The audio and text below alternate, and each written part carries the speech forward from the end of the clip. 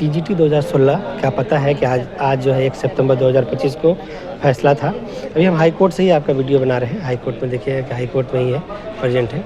अभी जस्ट इस केस का फैसला हुआ है, उसका पूरा डिटेल आपको हम बता देते हैं शॉर्ट फॉर्म में। बाकी डिटेल फॉर्म में आपको हम जो है थोड़े समय के बाद बताएंगे ना।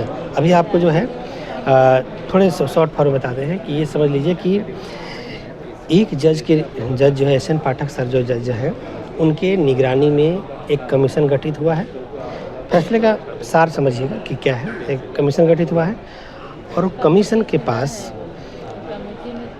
हर पिटीशन का जो है डिटेल रखा जाएगा। जो भी पिटीशनर्स हैं, ये पिटीशनर के लिए ही डिसाइड हुआ है। जितने भी पिटीशनर्स हैं अभी तक कोर्ट में जो पिटीशनर बने थे, उनको अपने एडवोकेट के माध्यम से उस जज के पास डिटेल रखना है, जानकारी रखना है। वो जज डिसाइड करेंगे। एस.एन. पाठक सर जो जज रिटायर हुए हैं हाई कोर्ट से, सब लोग को पता है। वो फिर डिसाइड करेंगे कि वो पिटीशनर को नियुक्ति देना है कि नहीं देना है। लेकिन ये जो डिटेल है वो कौन रखेंगे? तो वो जो है वो एडवोकेट ही रखेंगे। उनका जो एडवोकेट है, एडवोकेट ही रखेंगे उनका सारा डिटेल, पिटीशनर का डिटेल जज के सामने रखेंगे और फिर जज डिसाइड करेंगे कि उनको ज्वाइनिंग देना है कि ज्वाइनिंग नहीं देना है। आगे और एक मामला समझिएगा, ये जो डिसीजन का पूरा फुल फॉर्म है, कैसे काम करेगा कैसे नहीं काम करेगा, इसका पूरा जजमेंट कॉपी जब आएगा तो हम आप लोगों को पूरा डिटेल में बताएंगे। आप लोग कोई भी चीज़ अभी परेशान नहीं होना है। जजमेंट को हम लोग रीड करेंगे, जजमेंट हम लोग एक्सेप्ट करना है नहीं करना है, क्या करना है कैसे करना है, वो भी हम लोग देखेंगे। क्यों? क्योंकि हम लोग के साथ 2-3 डीमेरिट्स पहले से ही रहा है कि अभी तक सिलेक्टेड लोगों का लिस्ट जारी नहीं किया जाए एसएससी के द्वारा। कौन कौन सिलेक्ट हुआ, कितना लोग सिलेक्ट हुआ न, कितना सीट एग्जैक्ट खाली है, कोई जानकारी नहीं था। फिर किस आधार पे एक कमीशन गठित होकर के सब लोगों को एक-एक करके नियुक्ति दिया जाएगा, ये भी एक मामला बनता है।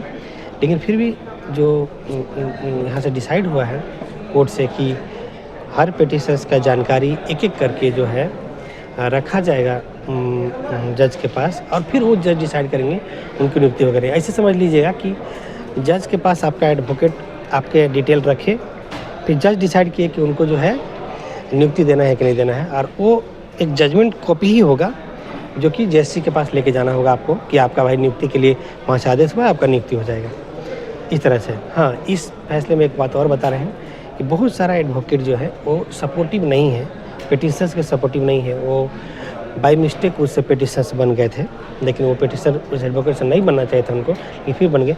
फिर भी अगर आपका एडवोकेट आपका साथ नहीं देता है तो मेरा डिस्क्रिप्शन में मेरा नंबर लिखा हुआ है, आप मुझे कॉल कीजिएगा। आपका मामला को हम अपने एडवोकेट के माध्यम से एस.एन. पाठक सर जो कमीशन गठित है उनके पास रखेंगे और वहाँ से फिर आपके लिए मैं भी डिसाइड करवा देंगे ना क्या चीज़ होगा।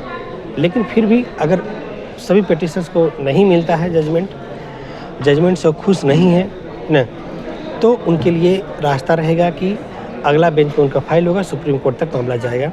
क्योंकि ये मामले में थोड़ा कमी है, जो जजमेंट है उसमें थोड़ा कमी है, क्योंकि इसमें डिसाइड ही नहीं हुआ कि कितना सीट खाली था कितना सीट खाली नहीं था। डिसाइड होना चाहिए ना कि कितना सीट खाली है भाई ना, 2000 सीट खाली है, 10,000 सीट खाली है, 9,000 सीट खाली है, 5,000 सीट खाली है, कितना सीट खाली है कि पिटीशनर का कितना सीट पर नियुक्ति होगा।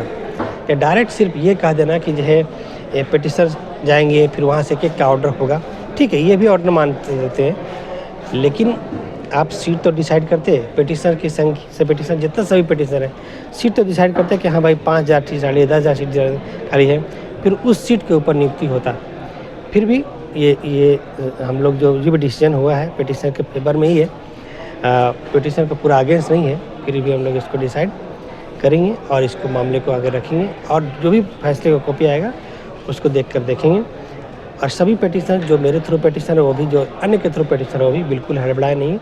अन्य के थ्रू जो पिटीशनर हैं वो मुझसे कांटेक्ट कर सकते हैं अगर उनका एडवोकेट सपोर्टिव नहीं है तो। क्या कि यहाँ हाई कोर्ट में कई तरह के एडवोकेट हैं, हमसे कोई पूछता तो हम बता दें कि यहाँ सब लोग से मिलते हैं, कई तरह से आप सपोर्टिव नहीं है। लेकिन हाँ, जो मेरे थ्रू पिटीशनर्स है वो भी बात को जान लें कि हर पिटीशनर्स का आप डिटेल एस.एन. पाठक सर के पास उनका एडवोकेट रखेगा और वहाँ से एक एक का डिटेल ले करके फिर जेएसएससी के पास जाया जाएगा। ये चीज़ है और तब तक के लिए आप चैनल पे बने रहिए, बाकी अपडेट आपको हम इस चैनल पर लेंगे। ठीक है, धन्यवाद।